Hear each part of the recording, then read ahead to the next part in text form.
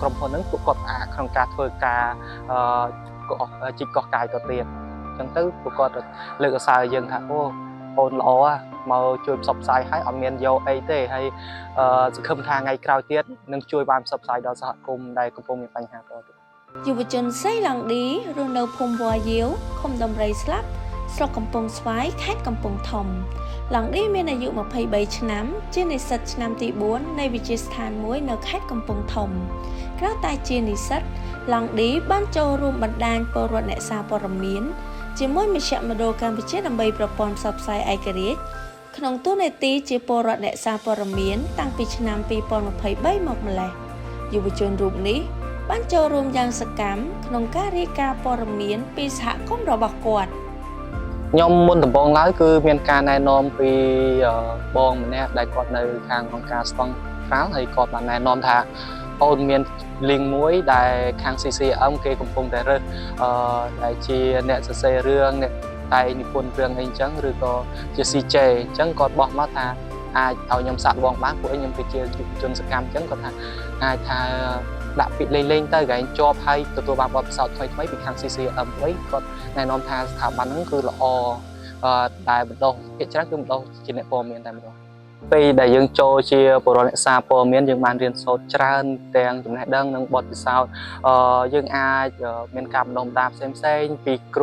រូហើយពីមន្ត្រីកម្មវិធីផ្សេងៗហ្នឹងគឺគាត់បានបង្ហាត់បង្រៀនយើងឲ្យចេះសរសេររឿងតាក់តែងចុះយកព័ត៌មានទីនៃការពារខ្លួនហើយជាពិសេសគឺ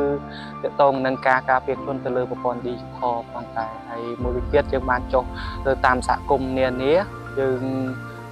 មានវិជ្ជាជីវៈមួយក្នុងការសាកសួរស្វែងរកព័ត៌មានផ្សេងៗតាមខ្ញុំផ្ទាល់គឺខ្ញុំភាគច្រើនខ្ញុំរាយការណ៍ព័ត៌មាននឹងគឺតាមរយៈវីដេអូជាវីដេអូបែបព័ត៌មានដែលយើងធ្វើរដងហើយមួយវិញទៀតយើងអាចនិទានរឿងបែបទំនើបបានមួយទៀតគឺខ្ញុំគិតថាពលរដ្ឋអ្នកសារព័ត៌មានគឺសំខាន់ខ្លាំងសម្រាប់សហគមន៍មួយជាពិសេសសហគមន៍ដែលកំពុងជួបនៅបញ្ហាគឺថាពួកគាត់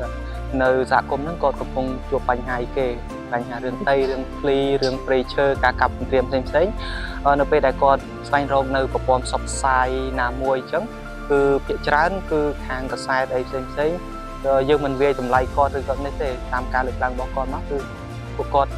ស្វែងរកប្រាក់ចំណេញរកលុយរកអីអញ្ចឹងទៅគឺភាគច្រើនគឺគាត់អត់មានទំនុកចិត្តលើអ្នកកាសែតផ្សេងទេនៅពេលដែលយើងបានចូលជាពលរដ្ឋសារព័ត៌មានអញ្ចឹងទៅយើងបានមុនដំបូងក៏គាត់អត់ទុកចិត្តយើងដែរប៉ុន្តែយើងបានផ្សព្វផ្សាយមួយរឿងពីររឿងអញ្ចឹងទៅគាត់ចាប់ដើមដឹងថាអូពលរដ្ឋអ្នកសារព័ត៌មានគឺជាកន្លែងមួយដែលអាចផ្ដល់សម្លេងជូនដល់ប្រជាពលរដ្ឋនៅព័ត៌មានពិតហើយមិនស្វែងរកប្រាក់ចំណេញពីពួកគាត់ទេហើយពួកគាត់ក៏មានការសាទរហើយនឹងលើកតម្កើងយើងដែរថាឲ្យជួយផ្សព្វផ្សាយពីបញ្ហាសហគមន៍ឲ្យបានច្រើនអញ្ចឹងទៅយើងគិតថា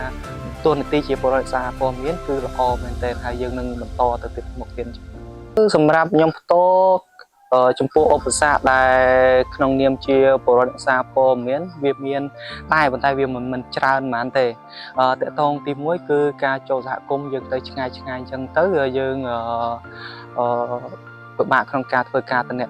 ផ្សេងហើយណាមួយគឺបញ្ហាសុវត្ថិភាពយើងតែម្ដង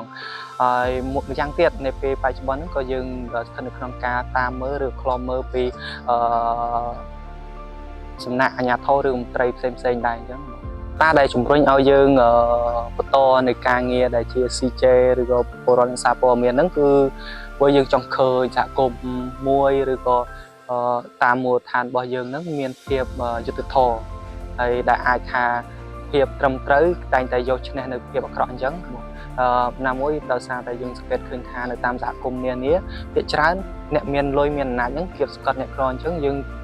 អានឹងហើយដែលធ្វើឲ្យយើងជំរុញថាយើងធ្វើយ៉ាងណាដើម្បីជួយផ្សព្វផ្សាយគាត់ដល់សម្លេងពិតដល់ជាពលរដ្ឋដើម្បីឲ្យអាជ្ញាធរថ្នាក់ដឹកនាំអីពួកគាត់មានដំណោះស្រាយគ្នាតាំងពីខ្ញុំចូលជាពលរដ្ឋអ្នកសារព័ត៌មានមកតាំងពីឆ្នាំ2020មក23មករហូតដល់ពេលបច្ចុប្បន្នហ្នឹងគឺខ្ញុំអាចរាយការណ៍បានព័ត៌មានប្រហែលខ្ទង់50ទៅ60រឿងមកហើយរឿងទាំងហ្នឹងក៏ធ្លាប់មានការដំណោះស្រាយផ្សេងដែរតើរឿងដែលធ្វើឲ្យសហគមន៍មានការរីកចម្រើនហើយមានការដោះស្រាយហ្នឹងគឺមានរឿងប្រហែលជា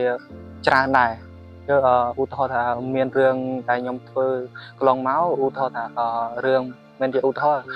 ដូចជារឿងសាលាស្រុកកំពង់ស្វាយធ្វើការយឺតយ៉ាវពេលដែលយើងផ្សព្វផ្សាយទៅដែលជាសលេងរបស់ប្រជាពលរដ្ឋដែលជាបញ្ហារបស់ប្រជាពលរដ្ឋពេលយើងរាយការណ៍ដល់ខាង CJ ទៅយើងបានធ្វើជាវីដេអូផុសទៅក៏មានការអន្តរាគមន៍ឬក៏ជួយសម្របសម្រួលហើយនឹងកែប្រែធ្វើរយៈការ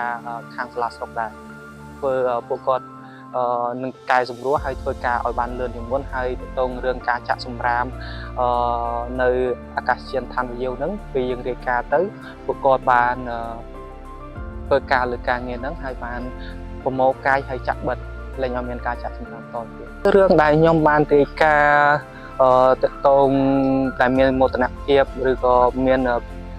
បាយចិត្តដល់ខ្លួនឯងហ្នឹងគឺរឿងរបស់សហគមន៍ជនជាតិដើមភាគតិចគួយនៅខាងឃុំងូនស្រុកប្រាសាទបល្ល័ង្កខេត្តកំពង់ធំពេលដែលយើងរាយការណ៍ទៅតងបញ្ហាដែលកាប់រៀនការទៅត្រៀមពីខាងក្រុមហ៊ុនហ្នឹងទៅក៏ប្រជាពលរដ្ឋពួកគាត់មានភាពសប្បាយរីករាយហើយដោយសារតែខ្ញុំក្រុមហ៊ុនហ្នឹងពួកគាត់អាចក្នុងការធ្វើការជីកកោះកាយទៅទៀតអញ្ចឹងទៅពួកគាត់លើកអាសាយើងថាអូនល្អមកជួយផ្សព្វផ្សាយឲ្យអត់មានយកអីទេហើយសង្ឃឹមថាថ្ងៃក្រោយទៀតនឹងជួយបានផ្សព្វផ្សាយដល់សហគមន៍ដែលកំពុងមានបញ្ហាដែរសម្រាប់ការងារជាពលរដ្ឋអ្នកសារព័ត៌មានយើងបានផ្លាស់ប្ដូរសហគមន៍របស់យើងនឹងគឺខ្ល้ายសហគមន៍មួយដែលមានភាពរីកចម្រើនជាងមុនហើយមានភាពយុត្តិធម៌ព្រោះលែងមានការកាប់បន្ទានអីផ្សេងមួយវិញទៀតតកតងនឹងខ្ញុំផ្ទាល់គឺយើងបានកាន់តែមានថាមោទនភាពខ្លួនឯងដែលបានចូលរួមក្នុងការផ្សព្វផ្សាយពីបញ្ហារបស់សហគមន៍ចំពោះការចូលរួមខ្ញុំវិញវាមានន័យថាវាបានល្អជាងមុនហើយការគិតយើងគិតថារយុវជនយើងត្រូវតែចូលរួមក្នុងការការពារក្នុងការចូលរួមផ្សេងដើម្បី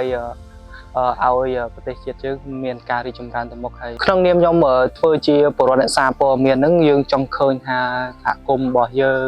ខាងមូលដ្ឋានរបស់យើងហ្នឹងមានការអភិវឌ្ឍឬថាមានភាពត្រឹមត្រូវមានយុត្តិធម៌ចំពោះពួកគាត់ពួកអីភាគច្រើនតែយើងផ្សព្វផ្សាយហ្នឹងគឺយើងផ្សព្វផ្សាយទៅរឿងអយុត្តិធម៌របស់គាត់ឬក៏ការកាប់បង្ក្រានអីផ្សេងអញ្ចឹងទៅយើងសង្ឃឹមឬក៏ចង់ឃើញថាទៅថ្ងៃខាងមុខទៅថ្ងៃអនាគតហ្នឹងសហគមន៍របស់យើងហ្នឹងកាន់តែមានភាពរីកចម្រើនទៅមុខ